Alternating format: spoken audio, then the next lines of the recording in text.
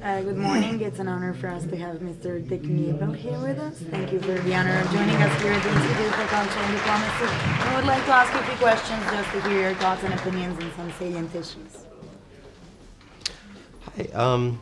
We're wondering what the word cultural diplomacy means for you, and maybe in particular how you used it in your project, like Kaza. Cultural diplomacy means kind of peace policy, because the knowledge about other cultures and the way to cooperate with other cultures in cross-border cooperations is very important to understand why decisions are decided, and to understand what are the reasons for people to act like they do. And if you are able to understand what other cultures, what's important for other cultures, you are able to find a way for discussions. And without discussions, you can't have peace. Any good examples of getting the member states to work on the treaty there in Kaza?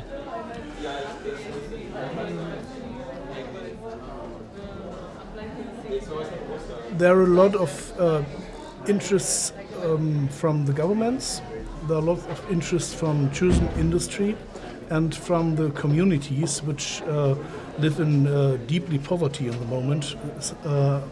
They want to use the value chains of sustainable tourism for fighting poverty.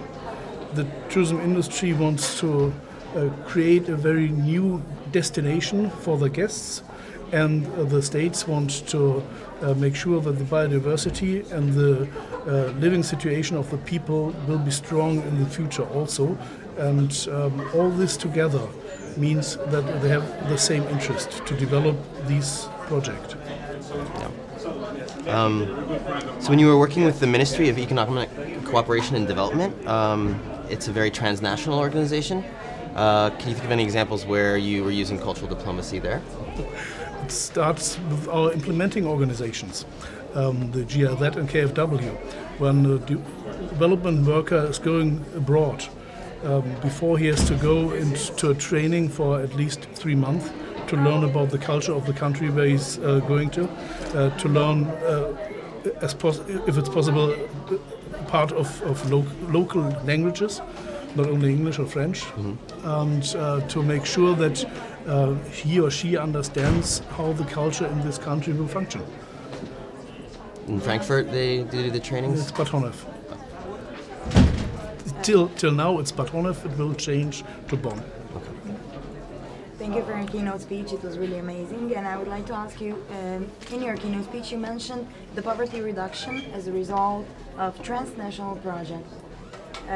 Which mechanisms are needed in order to ensure that tourism contributes to the poverty reduction, in your opinion? I think to use tourism as a part of reduce poverty, you have to implement as much part of the value chains as possible in the country where the tourism happens. Nowadays, very often you book a trip in the United States, in Germany, France, or wherever. You pay in Germany, France, or United States, and the most of the money stay in Germany, France, and the United States. And very less of the money is going into the country where you make your holidays. To make sure that a bigger part of the money is going to the country with the holidays, you have to implement more parts of the value chains in the country. That starts with the investment in infrastructure.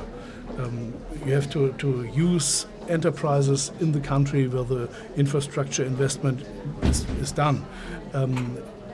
Some friends from China bring the workers into the country where they build streets. Sometimes they forget to bring them back, and it's not very helpful for the working system in the country. We want to make tourism enterprises investing their money in our projects, and they only do it if they can earn money for it. I understand this, but they earn more money when the people in the projects in the tourism areas are also involved in earning money, because they are better trained, they are more engaged, and they take more care for the wishes of the guests, at least. And sometimes tourism can have negative impact on cultural perception or reinforce stereotypes. In your opinion, what can be done to ensure a true cultural exchange? Sustainable tourism means that you don't travel a country visiting some dancers and go back. Sustainable sustainable tourism for me means that you are involved in the society as deeply as possible in a short time. That you see what is nice to see. Of course, you have holidays, shall be nice, but you also should see what happens in the country, how the working situation of the workers in the hotel are, how the income situation is, how the knowledge transfer happens. If local people are working also in higher positions in the tourism area or only in the low positions. That means that you have to qualify people. If you start, okay, you have to have expats maybe for the management of a hotel or whatever, but you have to start in the first day with the training, with the vocational training of the future staff for your investment. And this means that the guests are in contact with people from the country, not only with the dancing group somewhere, but also in their daily living situation, in their working situation, and they can interact. So maybe as a tourist to go beyond the perspective as a tourist, but kind of connect with the locals to get a more understanding But of... it depends what kind of holiday you want to do. But if you want to have a holiday by lying on the beach and going into the water, you can go into a destination which is much cheaper than a sustainable tourism destination normally should be, because it can't be sustainable if it's too cheap, because there's no money in the area at least. That's a good point. Thank you. Let me ask you one final question. As a minister, you often promote economic cooperation as a solution for sustainable development, even if it's in the interest also of the developed country.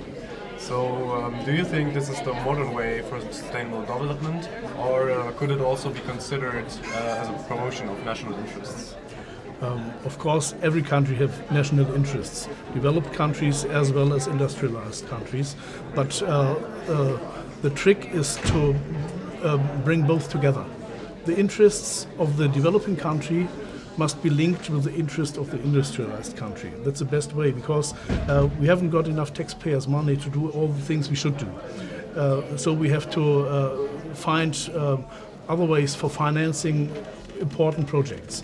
And to get private money for a public project, you have to have an incentive. And the incentive can be, with a good investment, earn money later on.